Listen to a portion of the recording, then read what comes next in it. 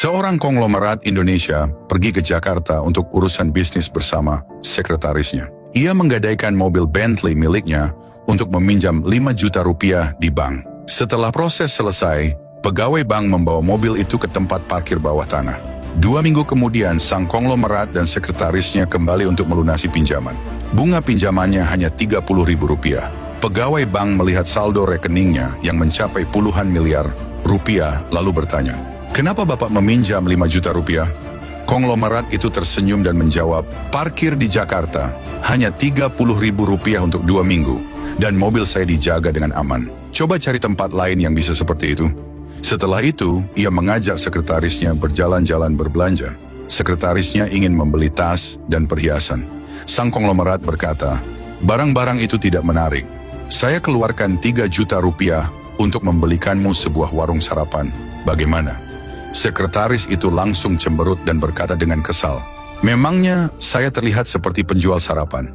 Melihat reaksi itu, sang konglomerat segera menenangkannya. "Kalau kamu menjalankannya dengan baik, nanti membeli rumah dan mobil akan mudah." Lalu ia mengajaknya masuk ke sebuah warung sarapan yang sepi dan bertanya kepada pemiliknya, "Apakah warung ini mau dipindah tangankan?" Pemilik warung menjawab, "Kalau mau diambil alih biayanya 20 juta rupiah." Konglomerat itu tidak menawar. Ia langsung mengeluarkan 3 juta rupiah sebagai uang muka dan berkata, "Tapi saya punya satu syarat. Izinkan saya menjalankan warung ini selama 1 bulan. Jika hasilnya bagus, saya akan membayar penuh 20 juta rupiah. Kalau tidak, 3 juta rupiah itu untuk Anda." Pemilik warung berpikir, "Warung saya sepi begini, rate 3 juta seperti uang jatuh dari langit." Tidak menerima, bodoh sekali. Ia pun langsung menyetujui. Sang konglomerat menoleh kepada sekretarisnya, "Sekarang warung ini milikmu. Cukup lakukan sesuai apa yang saya katakan. Apapun yang kamu inginkan nanti bisa kamu dapatkan." Sekretaris itu bertanya, "Lalu saya harus melakukan apa?" Konglomerat itu menjawab, "Pertama, pasang spanduk besar di depan warung dengan tulisan, 'Makan bakpao gratis, dapat motor listrik merek terkenal.' Dan ingat, bukan gratis 1 hari, bukan 1 bulan, tetapi gratis makan selama 1 tahun. Cukup datang setiap hari makan 1 bakpao, akhir tahun akan mendapatkan motor listrik senilai Rp1.500.000.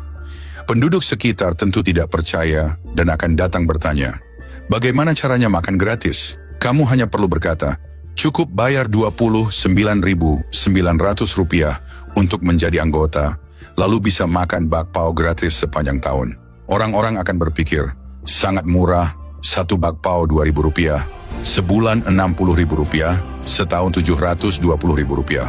Tetapi hanya membayar Rp29.900. Sekretaris itu bertanya, "Kalau begitu pelanggan untung besar, tapi saya akan rugi besar, bukan?" Sang konglomerat tersenyum dan berkata, "Kamu bukan hanya tidak rugi, malah mendapatkan banyak keuntungan."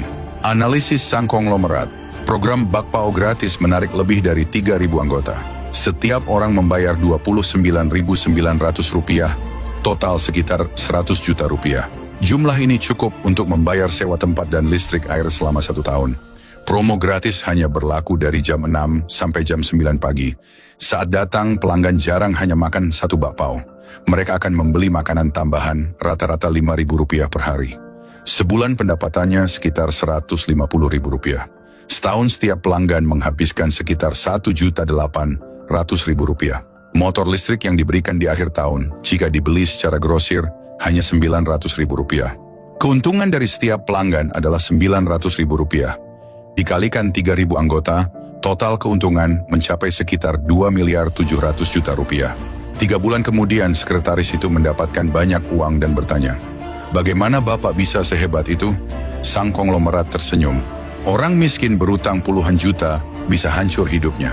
Orang kaya berutang puluhan miliar tetap bisa tersenyum. Karena orang kaya memiliki sesuatu yang tidak dimiliki orang miskin, yaitu cara berpikir. Karena itu, jangan hanya mengajari anak menurut dan rajin, tetapi ajari mereka cara hidup dengan cerdas dan luwes." Kalau saya bisa kembali ke masa SD, saya tidak akan memaksa anak belajar piano, menggambar, atau menari, tapi saya akan mengajarkan cara berpikir, cara bersikap, dan cara bertahan hidup dalam masyarakat. Jika ingin anak mengerti strategi, tahu menghadapi situasi, biarkan mereka membaca buku-buku yang melatih pola pikir fleksibel sebelum mereka berusia 15 tahun. Anak-anak yang membaca buku-buku itu akan menjadi sangat cerdas. Tahu bagaimana bereaksi ketika difitnah, tahu kapan harus meminta bantuan, dan tahu cara menyelesaikan konflik dengan teman secara dewasa dan efektif. Buku-buku ini disajikan dalam bentuk komik dengan ilustrasi menarik, menggabungkan prinsip bersikap, keterampilan hidup, dan kecerdasan emosional berdasarkan situasi nyata dalam kehidupan sehari-hari.